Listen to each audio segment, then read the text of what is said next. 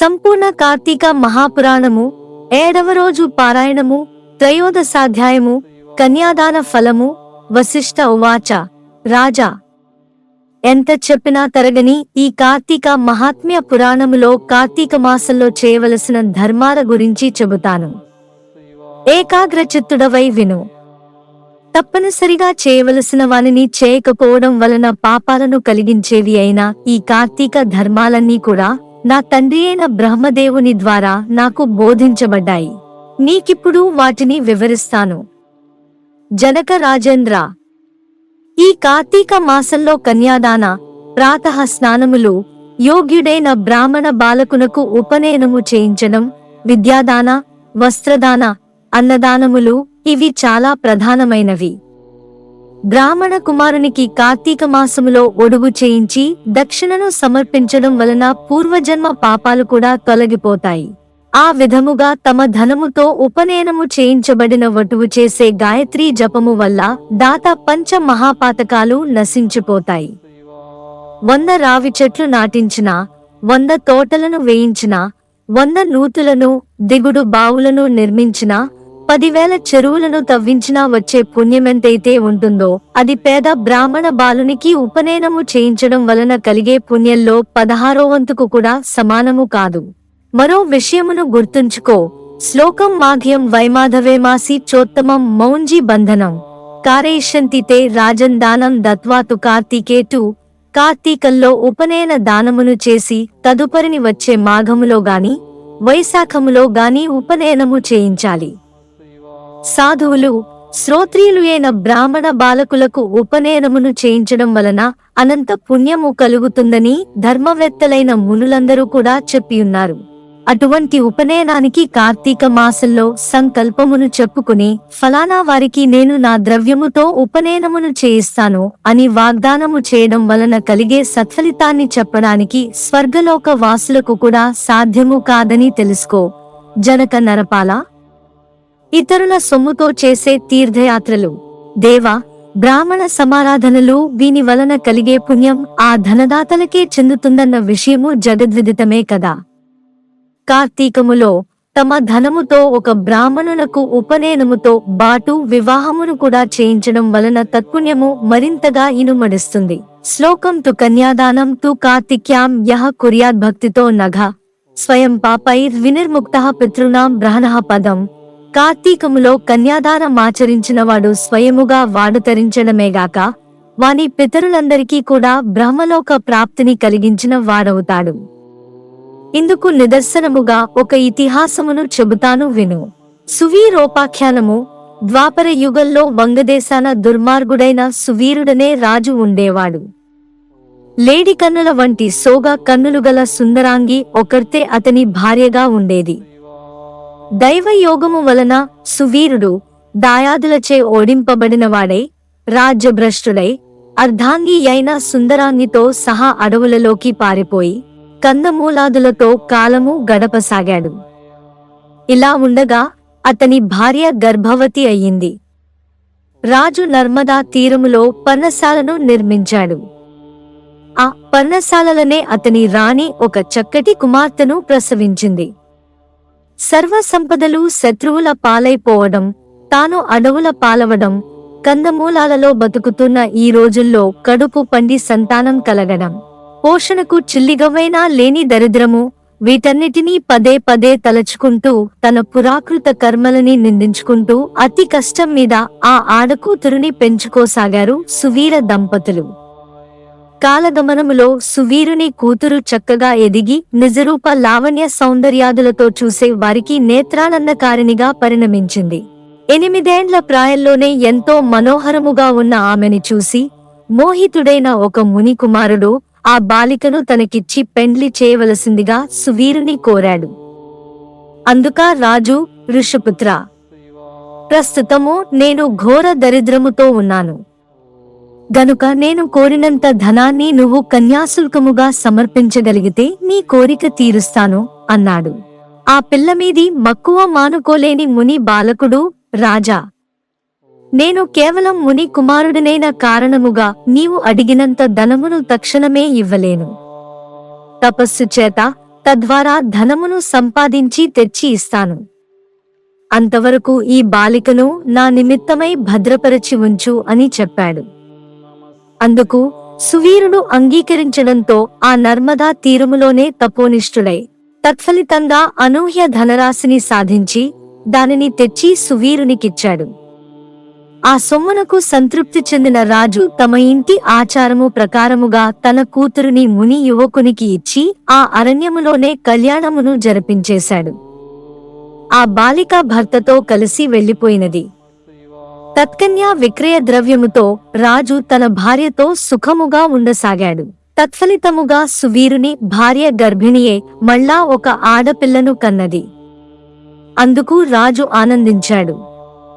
పెద్ద పిల్లను అమ్మి ధనమును రాబట్టినట్టే ఈ పిల్ల ద్వారా కూడా మరింత ద్రవ్యమును సంపాదించవచ్చునని సంతోషించాడు. బిడ్డ ఎదుగుతూ ఉంది. ఇదిలా ఉండగా ఒకానొక యతీశ్వరుడు నర్మదా స్నానానికే వచ్చి అక్కడి పర్ణశాలలో ఉన్న సువీరుని, అతని భార్యను, కుమార్తెను చూసి, ఓయి, నేను కౌండిన్య గోత్రజుడైన యతిని, ఈ అరణ్య ప్రాంతంలో సంసారయుతంగా ఉన్న నువ్వెవరివి అని అడిగాడు. యతీంద్రుడి ప్రశ్నలకు జవాబుగా, అయ్యా, నేను వంగాసాధీసుడైన సువీరుడను. దాయాదుల వలన రాజ్యభ్రష్టుడనే ఇలా అడవిలో జీవిస్తున్నాను. శ్లోకం న దారిదిర సమం దుమఖం నశోకః పుత్రమారణాత్ నచ్చవ్యధానుగమనేన వ్యోగః ప్రియాపహాత్. దరిద్రం కన్నా ఏడిపించేది కొడుకు చావు లేకపోవడం కంటే ఏడవలసినది భార్య, రాజ్యం, భార్య వియోగం కన్నా బయటకు ఏడవలేని అంతఃశల్యంలాంటి దుమఖం ఇంకేమీ ఉండదు. తమకు తెలిసినదే గదా. ప్రస్తుతం నేనా విధమైన 3 రకాల విచారాల వలన అమిత దుఃఖితుడనే ఈ విధముగా కందమూల భక్షణములతో ఈ అరణ్యమే శరణ్యముగా బ్రతుకుచున్నాడు. ఈ అరణ్యములోనే తొలిచూలుగా నాకొక కూతురు పుట్టినది. ఆమెనొక మునికుమారునికి విక్రయించి ఆ ధనముతో ప్రస్తుతానికి సుఖముగానే బతుకుతున్నాను. ఇది నా 2వ కూతురు. ఈమె నా భార్య. నా గురించి ఇంకా ఏ వివరాలు కావాలో అడిగితే చెబుతాను అన్నాడు సువీరుడు. సువీరుడిచ్చిన సమాధానానికి ఆశ్చర్యపోతూనే ఆ యతీంద్రుడు, ఓ రాజా, ఎంత పని చేశావు! మూర్ఖుడవై అగణితమైన పాపాన్ని పోగు చేసి పెట్టుకున్నావు.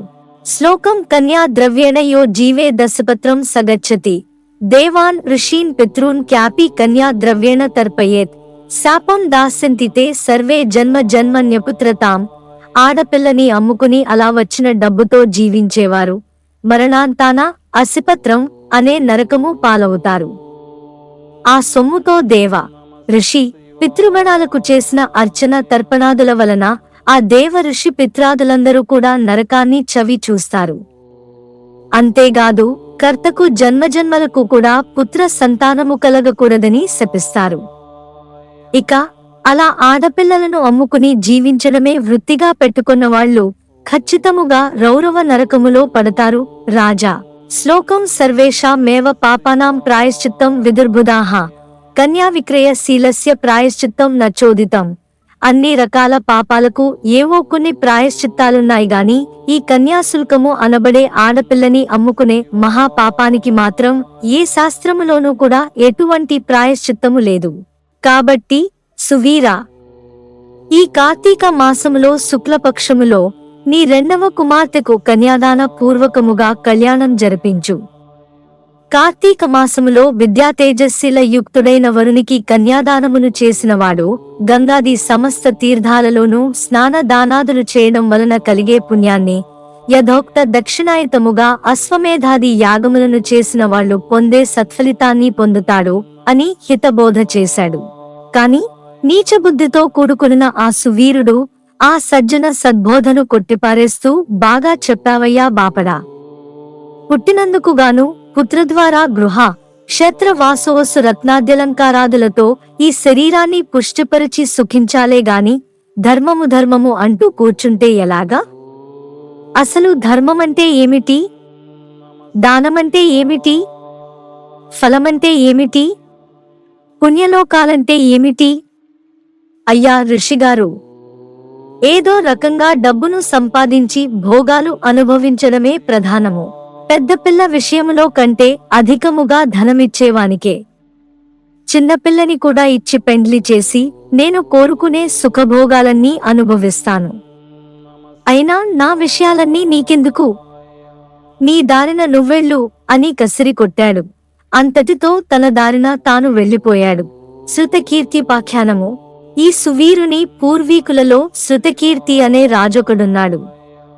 సమస్త సద్ధర్మ ప్రవక్త, శతాధిక యాగకర్త అయిన ఆ శృతకీర్తి తన పుణ్యకార్యాల వలన స్వర్గములోని ఇంద్రాదుల చేత గౌరవింపబడుతూ సమస్త సుఖాలను అనుభవిస్తున్నాడు.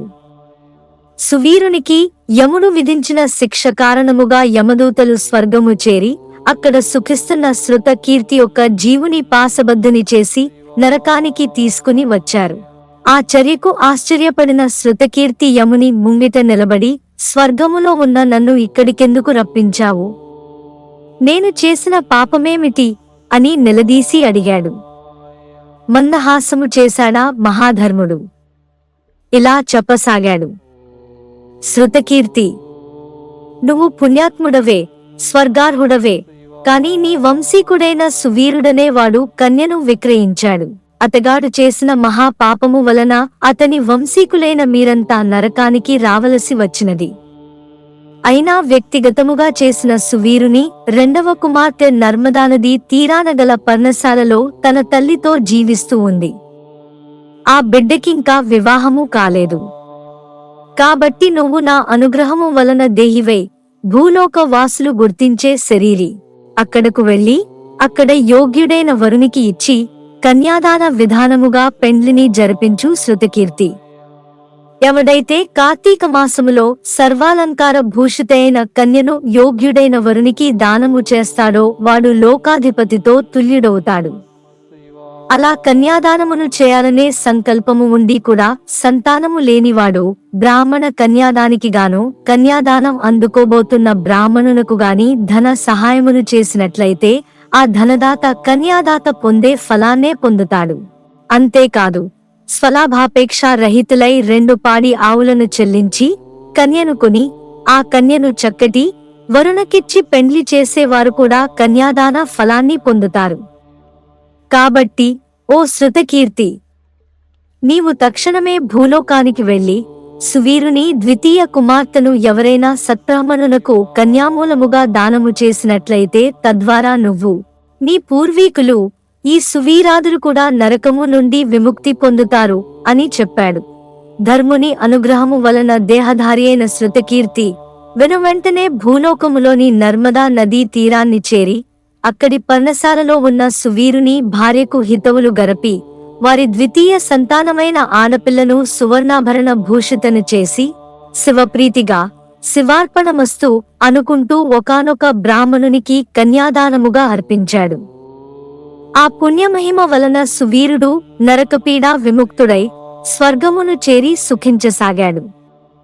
తదనంతరము శృతకీర్తి 10 మంది బ్రహ్మచారులకు కన్యామూల్యమును ధారబోయడం వలన వారి వారి పితృపిత మహాదివర్గాల వారంతా కూడా విగతపాపులై స్వర్గాన్ని పొందారు. అనంతరము శృతకీర్తి కూడా యథాపూర్వకముగా స్వర్గము చేరి తన వారిని కలిసి సుఖించసాగాడు.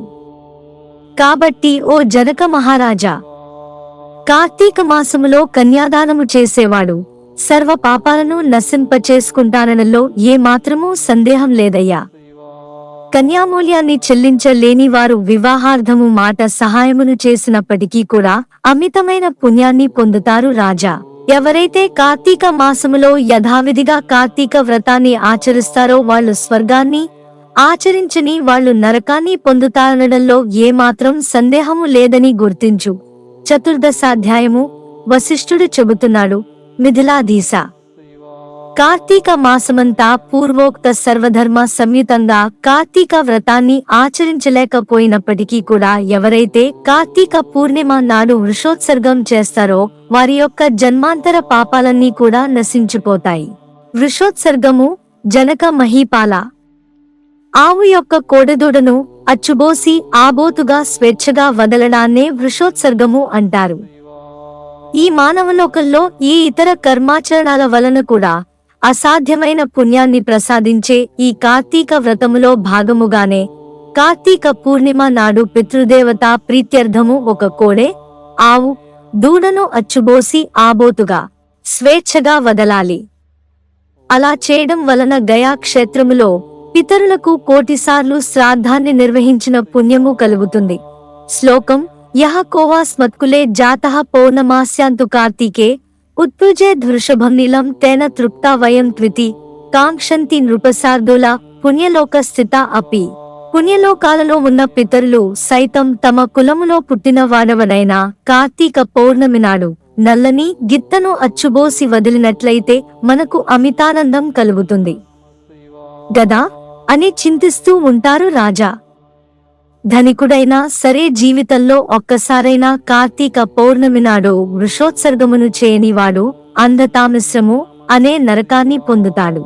గయా శ్రాద్ధము వలన గాని, ప్రతివర్షాబ్దికాల వల్ల గాని, తీర్థస్థలాల్లో తర్పణం వల్ల గాని ఈ వృషోత్సర్గంతో సమానమైన ఆనందాన్ని పితరులు పొందరని, గయా శ్రాద్ధ వృషోత్సర్గాలు రెండూ సమానమేనని పెద్దలు చెప్పినా వృషోత్సర్గమే ఉత్తమమైనదని తెలుసుకో. వివిధ దానములు.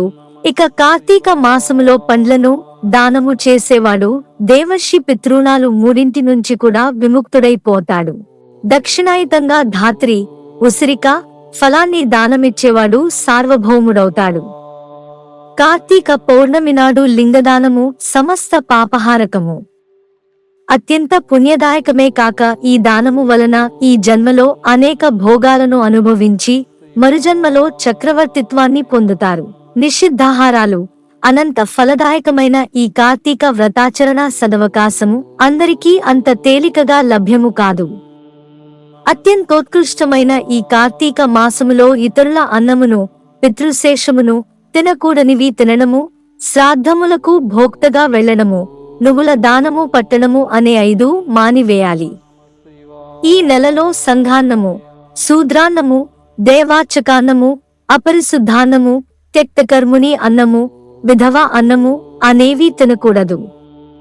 కార్తీక పౌర్ణమి, అమావాస్యలలోనూ, పితృదివసము నాడు, ఆదివారము నాడు, సూర్యచంద్ర గ్రహణ దినాలలోనూ, వ్యతిపాత వైధృత్యాది నిషిద్ధ దినాలలోనూ రాత్రి భోజనము నిషిద్ధము. ఈ నెలలో వచ్చే ఏకాదశి నాడు రాత్రింబవళ్ళు 2 పూటలు కూడా భోజనము చేయకూడదు. ఇటువంటి రోజులలో ఛాయానక్తము అనగా తమ నీడ శరీరపు కొలతకు రెండింతలుగా పడినప్పుడు భుజించుట ఉత్తమమని మహర్షులు చెప్పారు. పరమ పవిత్రమైన ఈ కార్తీకములో నిషిద్ధ దినాలలో భుజించే వారి పాపాలు అగణితముగా పెరిగిపోతాయి. అందువలన కార్తీకములో తైలాభ్యంగనము, పగటి నిద్ర, కంచు పాత్రలో భోజనము, పరాన్న భోజనము, గృహ స్నానము, నిషిద్ధ దినాలలో రాత్రి భోజనము, వేదశాస్త్ర నింద అనే ఈ 7 జరుపకూడదు. సమర్థులై ఉండి కూడా కార్తీకములో నదీ స్నానం చేయకుండా ఇంటి దగ్గరనే వేడి నీటి స్నానమును చేసినట్లయితే అది కల్లుతో చేసిన స్నానానికి సమానమవుతుందని బ్రహ్మశాసనము. సూర్యుడు తులలో ఉండగా నదీ స్నానమే అత్యంత ప్రధానము. చేరువలో నదులు లేనప్పుడు మాత్రము చెరువులలో గాని, కాలువలలో గాని, నూతి వద్ద గాని గంగా, గోదావరియాది మహానదులను స్మరించుకుంటూ స్నానం చేయవచ్చును. ఎక్కడా చేసినా ప్రాతకాలంలోనే స్నానం చేయాలి. అలా చేయని వాళ్ళు నరకాన్ని పొంది అనంతరం చండాలపు జన్మనెత్తుతారు. గంగానదీ స్మరణమును చేసి, స్నానమును చేసి, సూర్యమండల గతుడైన శ్రీహరిని ధ్యానించి, ఆ విష్ణుగాథ పురాణాదులను ఆలకించి ఇంటికి వెళ్ళాలి. పగలు చేయవలసిన పనులన్నీ ముగించుకుని సాయంకాలం మరలా స్నానము చేసి ఆచరించి పూజా స్థానములో పీఠమును వేసి దానిమీద ఈశ్వరుని ప్రతిష్ఠించి పంచామృత, ఫలోదక, కుశోదకాలతో మహా స్నానమును చేయించి షోడశోపచారాలతోనూ పూజించాలి. పరమేశ్వర షోడశోపచార పూజాకల్పం. ముందుగా పరమేశ్వరుడైన ఆ పార్వతీపతిని ఆవాహన చేయాలి. అటు పిదప ఓం వృషధ్వజాయ నమః ధ్యానం సమర్పయామి, పుష్పాక్షతలు. ఓం గౌరీ ప్రియాయ నమః పాద్యం సమర్పయామి, నీటి చుక్క. ఓం లోకేశ్వరాయ నమః ఆర్ఘ్యం సమర్పయామి, నీటి చుక్క.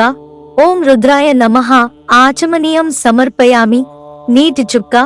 ఓం గంగాధరాయ నమః స్నానం సమర్పయామి. నీరు విడవాలి లేదా మంత్రము. ఆపోహిష్టామయోగువ తాన ఊర్జేదధాతన మహేరణాయ చక్షసే యోవస్థితమోరసః తస్య భాజేతే హనః ఉసతీరవమాతరః తస్మాదరంగమామవో యస్య క్షయాయ జిన్వధ అపోజనేధాచనః. ఈ మంత్రము పఠించుచు నీటితో అభిషేకించవచ్చును. ఓం ఆసాంబరాయ నమః వస్త్రం సమర్పయామి. వస్త్రయుగ్మం. ఓం జగన్నాథాయ నమః ఉపవీతం సమర్పయామి. ఉపవీతం. ఓం కపాలధారిణే నమః నమః గంధం సమర్పయామి. కుడి చేతి అనామికతో గంధం చిలకరించాలి. ఓం ఈశ్వరాయ నమః అక్షతాన్ సమర్పయామి. అక్షతలు. ఓం పూర్ణ గుణాత్మనే నమః పుష్పం సమర్పయామి. పువ్వులు. ఓం ధూమ్రాక్షాయ నమః ధూపమాగ్రాపయామి. అగరు లేదా సాంబ్రాణి ధూపమీయవలెను. ఓం తేజో రూపాయ నమః దీపం సమర్పయామి. ఒక వత్తితో ఆవునేతి దీపమును వెలిగించి చూపవలెను. ఓం లోకరక్షాయ నమః నైవేద్యం సమర్పయామి. నివేదన ఇవ్వవలెను. ఓం భూర్భువస్సువః తత్ సవితుర్వరేణ్యం భర్గోదేవస్య ధీమహి ధియో నః ప్రచోదయాత్ అనుకుంటూ ఒక పువ్వుతో నివేదించు పదార్థముల చుట్టూ నీటిని ప్రోక్షించి 1 ఓం ప్రాణాయ స్వాహ 2 ఓం అపానాయ స్వాహ 3 ఓం వ్యానాయ స్వాహ 4 ఓం ఉదానాయ స్వాహ 5 ఓం సమానాయ స్వాహ 6 ఓం శ్రీ మహాదేవాయ శివ శివ శివ శంభవే స్వాహ అంటూ స్వాహ అనినప్పుడల్లా ప్రభువునకు నివేదనము చూపి ఫలానా పదార్థమును నివేదించాము అనుకుని అమృతమస్తు అమృతోపస్తరణమసి ఋతం నత్యేన పరిశించామి ఉత్తరాపోసనం సమర్పయామి అనుకుని పదార్థాల కుడి ప్రక్కన ఒక చుక్క నీరును వదలవలెను. పిదప ఓం లోకసాక్షినే నమః తాంబూలాదికం సమర్పయామి. 5 తమలపాకులు 2 పోక చెక్కలు సమర్పించాలి. ఓం భవాయ నమః ప్రదక్షిణం సమర్పయామి. ప్రదక్షిణం. ఓం కపాలినే నమః నమస్కారం సమర్పయామి. సాష్టాంగ నమస్కారం చేయాలి. జనక మహారాజా పైన చెప్పిన విధముగా 16 ఉపచారాలతోనూ గాని లేదా నెల పొడుగునా ప్రతిరోజు సహస్ర నామయుతంగా గాని శివపూజ చేసి పూజ యొక్క చివరలో మంత్రము పార్వతీకాంత దేవేశ పద్మజాచ్యాంగి పంకజ ఆర్ఘ్యం గృహాణ దైత్యారే దత్తంచేద ముమాపతే అనే మంత్రంతో అర్ఘ్యమును ఇవ్వాలి. అనంతరము యథాశక్తి దీపములను సమర్పించి శక్తివంచన లేకుండా బ్రాహ్మణులకు దానమును ఇవ్వాలి. ఈ ప్రకారంగా కార్తీకము నెల్లాళ్లు కూడా బ్రాహ్మణ సమేతంగా నక్తవ్రతాన్ని ఆచరించేవాడు 100 వాజపేయాలు 1000 సోమాశ్వమేధాలు చేసిన ఫలాన్ని పొందుతాడు. కార్తీకమంతా ఈ మాసనక్త వ్రతాచరణ వలన ఏ పుణ్యాధిక్యత పాపనాశనం అవలీలగా ఏర్పడతాయి అనడములో ఎటువంటి సంకోచమూ లేదు. కార్తీక చతుర్దశి నాడు పితృప్రీతిగా బ్రాహ్మణులకు భోజనము పెట్టడం వలన వాళ్ల యొక్క పితాళ్లందరూ కూడా సంతృప్తులు అవుతారు. కార్తీక శుద్ధ చతుర్దశి నాడు ఔరసపుత్రుడు చేసే తిలతర్పణము వలన పితృలోకము సర్వము తృప్తి చెందుతుంది. ఈ చతుర్దశి నాడు ఉపవాసము ఉండి శివారాధన చేసి తిలలను దానము చేసినవాడు కైలాసానికి క్షేత్రాధిపతి అవుతాడు. ఈ కార్తీక వ్రతాన్ని ఆచరించిన వాళ్ళు తప్పకుండా తమ పాపాలను పోగొట్టుకున్న వాళ్ళయి మోక్షగాములవుతారు. జనక మహారాజా కార్తీక పురాణములో ముఖ్యంగా ఈ 14 అధ్యాయాన్ని శ్రద్ధాభక్తులతో చదివినా వినినా కూడా వాళ్ళు సమస్త పాపాలకు ప్రాయశ్చిత్తము చేసుకోవడం ద్వారా కలిగే ఫలితాన్ని పొందుతారు. ఏవం శ్రీస్కాంద పురాణాంతర్గత కార్తీక మహాత్మ్యే త్రయోదశ చతుర్దశాధ్యాయో 13-14 అధ్యాయములు సప్తమ దినము సప్తమి పారాయణము సమాప్తము.